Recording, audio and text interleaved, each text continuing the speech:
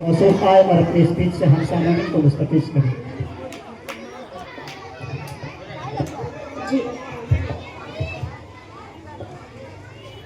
नहमदुहु नसल्ली अला रसूलिल करीम अम्मा बाद।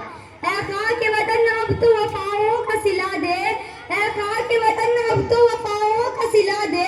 मैं टूटती सांसों की फसीलों पे खड़ा हूँ। उस्ताद मोहतरम और महफिल में शरीक काबिल कदर हाज़रीन, मैं आप हज़रात का शुक्रिया अदा करना चाहता हूँ। आपने मुझ जैसे एक अदना तालिबे इल्म को यौम आज़ादी पर कुछ बोलने का मौका दिया है।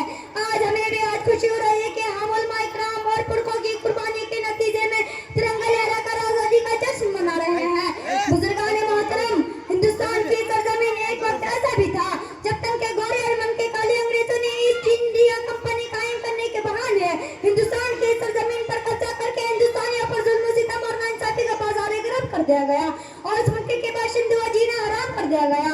ऐसे वक्त में अंग्रेजों के खिलाफ सबसे पहले फतवा देने वाले शख्स शाह अब्दुल अजीज मुहद्दिस देहलवी रहमतुल्लाह अलैह थे। उनके फतवे का असर से पूरे हिंदुस्तान में चप्पे चप्पे में जद्दोजहद पैदा हुआ।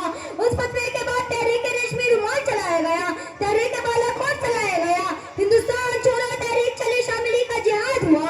उस जिहाद आजादी में सैकड़ों उलमा को फांसी दी गई है, हजारों मुजाहिदीन आजादी की फांसी ये फंदे झूमे।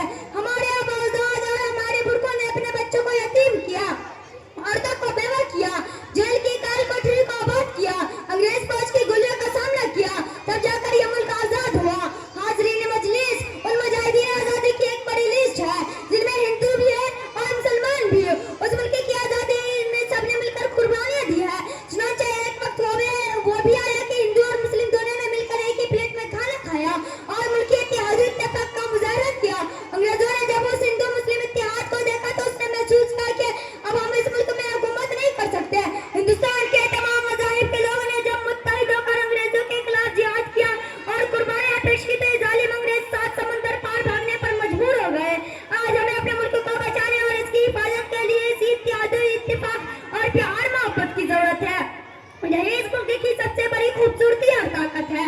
वतन की शान पे कुर्बान अपनी जान करे, वतन की शान पे कुर्बान अपनी जान करे, हम अपने मुल्क का हरदम बुलंद नाम करें। शुक्रिया। माशाअल्लाह, मौसूफ ने बहुत प्यारे अंदाज में स्पीच पेश की है।